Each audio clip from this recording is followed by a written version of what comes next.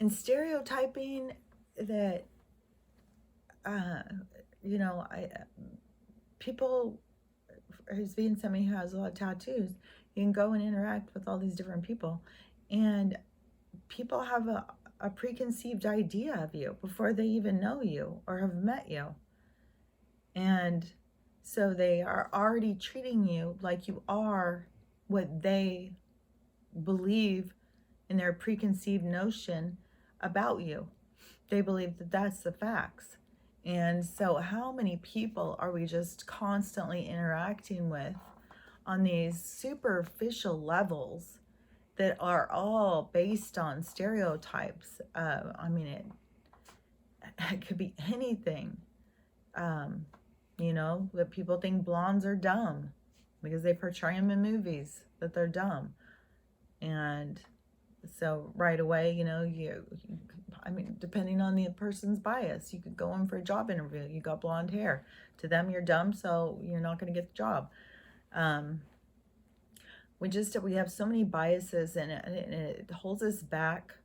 And we just need to get so much more of tuning into each other. I'm excited for the whole going in restaurants and just seeing everybody looking at their phone. Oh, I'm so excited for that to be over. I just feel positive that that is going to be over. There's not going to be that one. I mean, this being pulled apart where people aren't getting to go out and socialize and stuff. I believe when they do get the opportunity again, they're going to be very tuned in to the people who are in the room. And I think having lost that is going to give it such a greater appreciation in most people's minds. There's going to be a lot of things that we've gone without, that people are learning how much they really do enjoy it and want to experience it. And so there's so many things I start talking about, and then I feel like I don't finish talking about them. But, you know, for sure back in the days with the settlers and stuff, when they were coming across, I mean, life was really, really hard, but they had a freedom. And I mean, it's a shame that they couldn't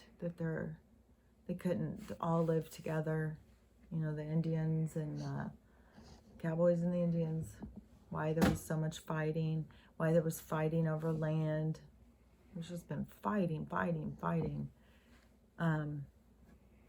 for so long. And if you believe in reincarnation and stuff, that has brought us to this whole new phase where there's so many people who know we don't need to have wars. We don't need to, and going into this new way of being, we're not going to have that same mentality of needing to take. I mean, I'm sure at some point, another horrible negative force will come in through and, create that again, greed, power, judgment, all of those things will be recreated at some other point. But for as long as we can carry the stories forward, for as long as we can keep human beings as not being slaves, then this can be a great experience to come and live. And it doesn't have to have stuff about war and taking things away from people and competition and who's better and who's worse. There is no better, there is no worse, there is no good, there is no bad, it is all manufactured.